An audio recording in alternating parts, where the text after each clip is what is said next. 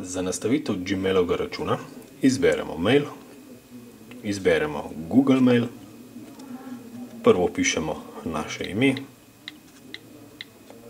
pod adres vpišemo naš poštni naslov,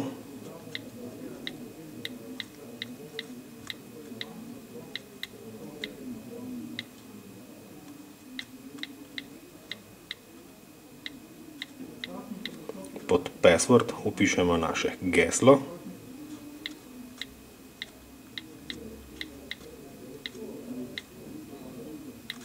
description pustimo Google Mail ter izberemo Next.